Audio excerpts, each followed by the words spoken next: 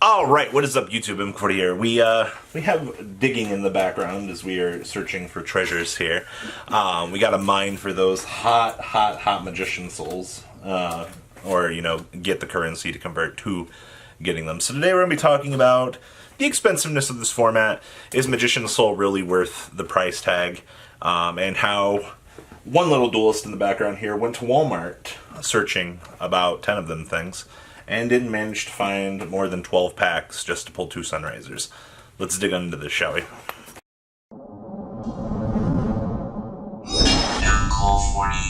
Alright, so Magician Souls. Is it really worth the $141 they are as of making this video? Yeah, don't do it. So, 130? Okay, so you're looking at more than $100. So, for about the price of $450, give or take 400, you are picking up a hot 3 of it, this format, that a lot of players are questioning that it might go to 1 on the next list because of the ceiling of the format, the fact that it lets you send your tankies to the graveyard if you're playing in Lunalights, or the fact that you can splice it in, spirals, discard your missions, discard your stupid spell cards that you don't need. Literally, it cycles everything that you need. You opened up Terraforming and your field spell, no problemo, man. You can just go ahead and discard that hot Terraforming, draw another resource.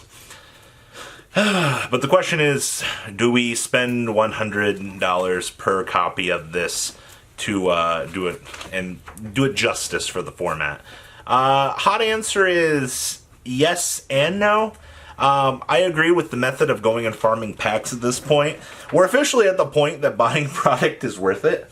That never actually happens in this game. You never can just go to Walmart and be like, hey, I want to buy X product and try to get rewarded. Because, your second place prize, the Liquid Man, which is like $60. Actually, I think they're like 59 now. 60. I looked at them last night. Okay, so they're 60. Yeah, 59, 60, same thing.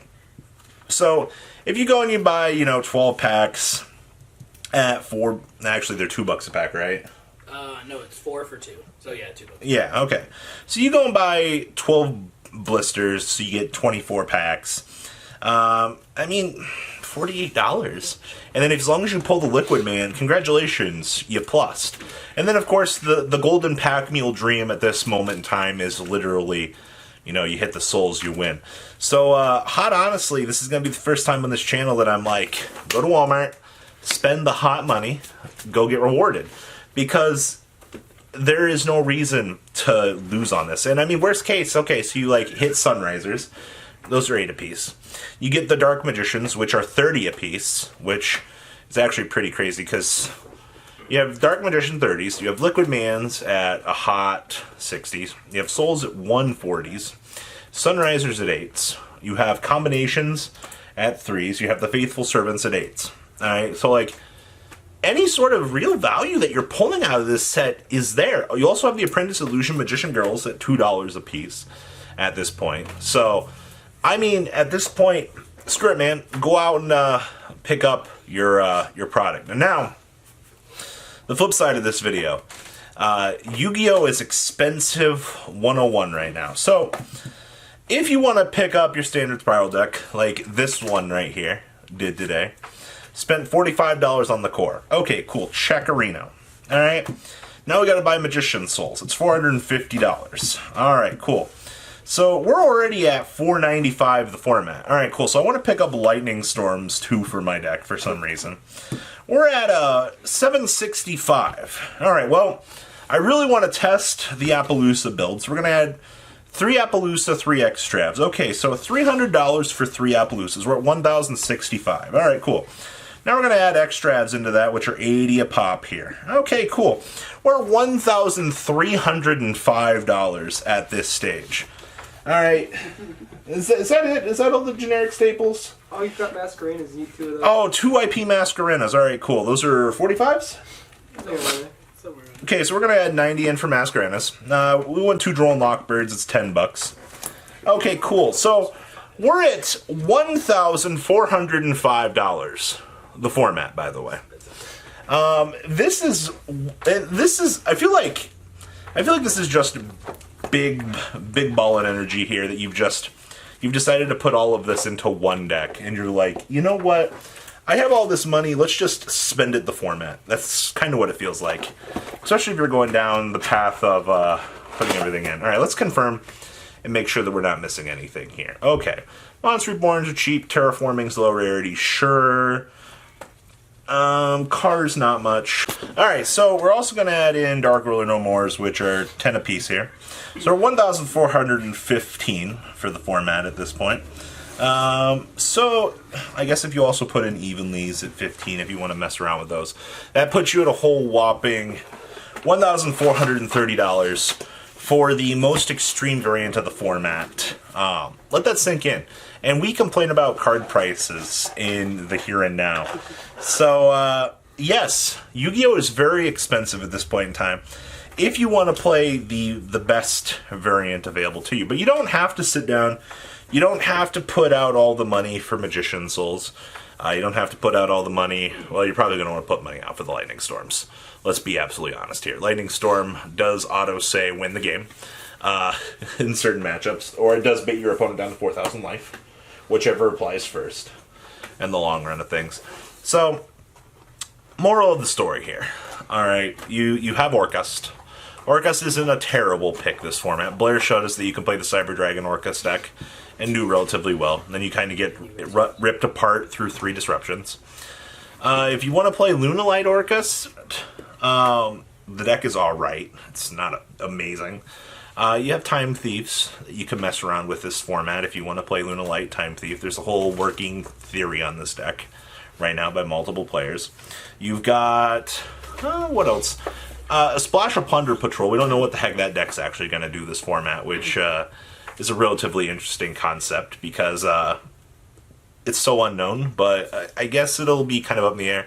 Or, you know, you can take the safest route in the format. You buy 3 Extravs, and you strap on your wee little metagame helmet, and you play Geist, this format. The most expensive thing in that deck is literally, I guess, the Solemn Strikes, the Evenlies, and the Extravs. And maybe whatever you're banishing out of your extra deck to componently, you know, pay the cost of these things. So, in that regard, that's not that bad. But if you're going for the weird flex deck, $1,400, where you play Triple Appaloosa, you for some reason decided that you wanted to skip your car payment for the month, and you wanted to play that deck at... Now, if you want to max rarity this... Alright, so $3,000 for 3 Lightning Storm and 3 Appaloosas, your entry level.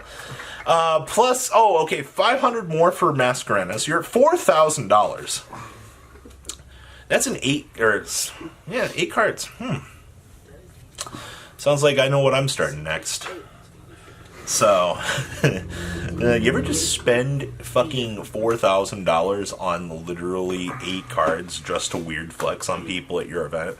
And then you wonder why you're getting mugged out in the parking lot? Yu-Gi-Oh! Events 101. What not to do. 8 Starlight Rares in one deck.